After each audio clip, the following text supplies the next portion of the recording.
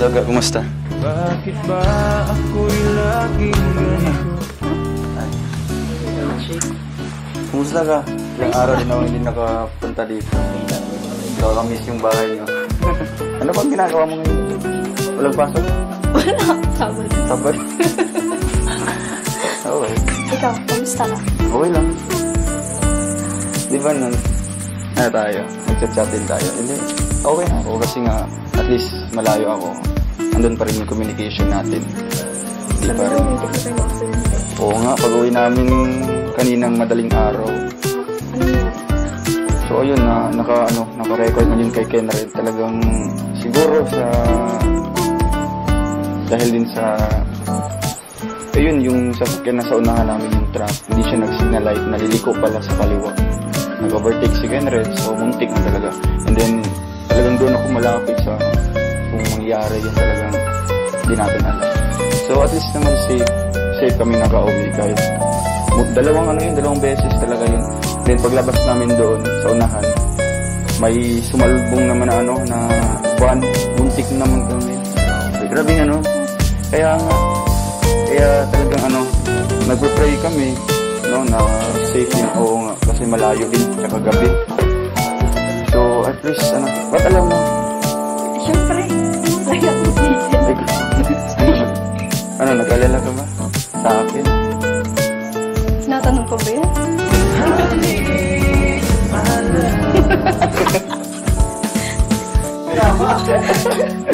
Yung chinat mo kagabi. Alin? Yan mo yun? Yung normal lang ba na... Ano ko sa chat? Yung about sa bashers. Diba sabi natin? Oo. Kaya, huwag mo nang intindihin yun. Diba? Diba sabi ni Kuya Balang, mga bashers, mga pangit doon sila. Diba? Niniwala ka doon? Sabi ka. Oo, kasi galit sila sa mga maganda at gwapo. Kaya binabasitalan. Jet lang. Hindi pa bang tanghalian? Sige, magpapaghintay naman kami sa yan. Wow, sarap.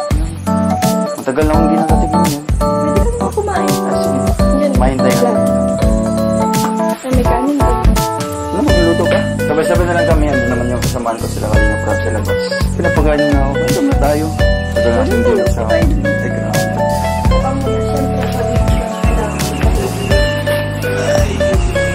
Ang ganda ng upuan. Kasing ganda. Matagal tayo. Ilang araw ba? 14. Tapos ngayon 16. Tagal yun para sa akin. Ilang days yung tayo na ginagawa. Isang araw lang hindi kita nakita. Kung isang linggo na sa akin. Oo. Nakaba. Ganun ko sa kamis. Ikaw baga, kung isang araw tayo na pinagkita, ano bang naramdaman mo? Para saan sir?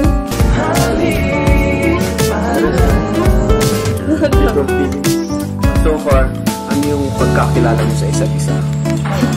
Ikaw kay Rachel, ano yung pagkakilala mo at ano yung nagustuhan mo sa kanya? First, yung nakilala ko sa kanya, isa siyang yung mabait siya. Innate na sa kanya yung pagkamabait na tao. So, pagkakilala sa kanya is yung family-oriented na babae. Yun talaga, no? Doon talaga ako na-amaze sa kanya at nagiging proud kasi bibira sa panahon ngayon na talagang mas inuuna yung pamilya kaysa sa mga ibang bagay. Halimbawa ng ganito, pag-boyfriend at mga anumang lakad. So, mas pinaprioritize niya yung pamilya niya. So, doon ako na mas nakilala ko si Rachel. Ano yung pinaka-tumatak sa'yo na pagka-character ni Roel? Ano yung pagkakilala mo sa kanya? At ano yung naman yung nagustuhan mo sa kanya? Ano bilang po? Isang kaibigan. Ano po siya ng mabait, tsaka matulungin din. Pero mas tumatak po sa akin yung pagiging consistent niya. Consistent saan? Sa lahat po. Paghihintay sa akin. Sa tagal-tagal niyo magkilala, nag-away na ba kayo? Hindi naman po. Hindi pa? Hindi pa.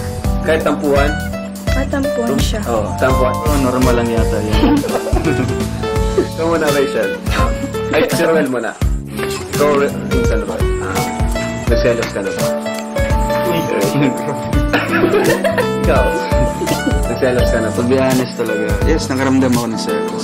Ganun pa man nung nalaman ko talaga na may manliligaw si ano. Normal yan, syempre. Talagang hindi ko man talagang inasahan na makifeel ko yung pag-selos. So, ayun, marunong naman ako mag-control and then marunong din ako anong tamang gawin. So, talagang nakahandle ko dun na positive way.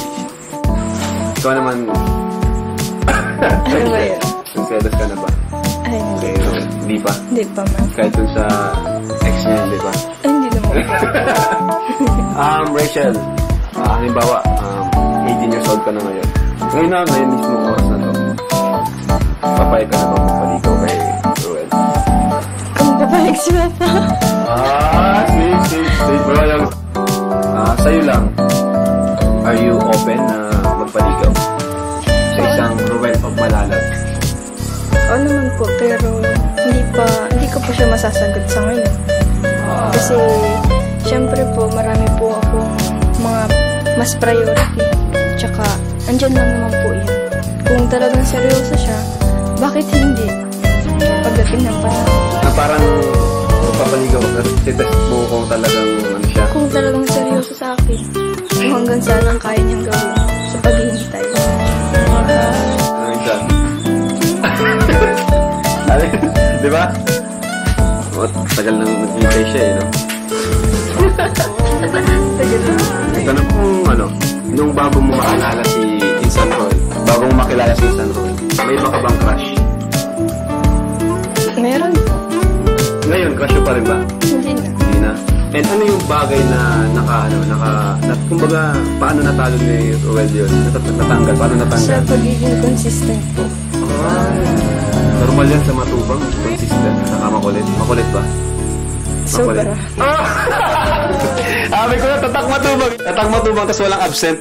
Ano yung Insan Roel, yung pinaka-ayaw mong sa isang babae? Ano niya, ugali, ano pinaka-ayaw mo sa isang babae? Siyempre yung halimbawa yung pakitang tao lang. Pakitang tao? Pakitang tao lang. Yung akala mo na Hindi totoo, parang okay lang kayo. Basta yun na yun. Mga na yun. Ikaw naman, Rachel, ano naman yung ayaw mo sa isang lalaki na manliligaw sa'yo? Tapos, Sa una lang magaling. uy, Sa una, papakitaan ka ng mabuti, pero pag naging kayo na, pag nakuha na yung gusto, wala na. Kung sakaling maging kayo na nga, magkatuluyan kayo, kasal kayo, saan nyo mas gustong mag-settle? Sa Malalag ba o sa Daet? Ikaw man na, Rachel. Mahirap na tanong yan. Kung sakali lang naman.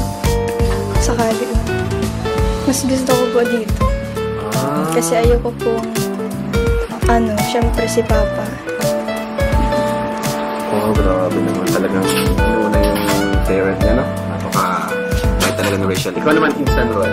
Sa akin talagang, di ba sa lalaki naman, medyo okay naman sa kanila. Oo. Kaya medyo mapalayo sa Oo, sila yung mga mag-adjust. pamilya ko. So gusto ko na dito na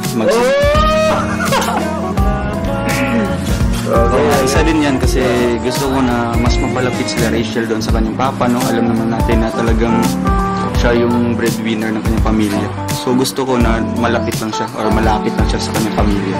Hindi na ang papalayo. If ever man na mangyari yun. At ikaw naman, Rachel, ano yung pangarap mo para sa yung kaibigan na si Ruel? Ano po? Pangarap ko sa kanya. Para sa kanya? Yung gusto Para mo sa'yo? maabot niya?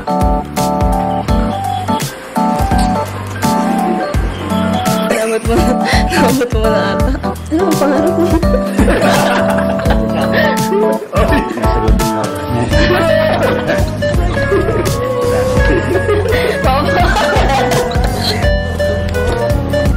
Pangarap ko po sa kanya is yung maging successful pa siya sa pagiging charity vlogger. Tsaka marami pang matulungan. Yun.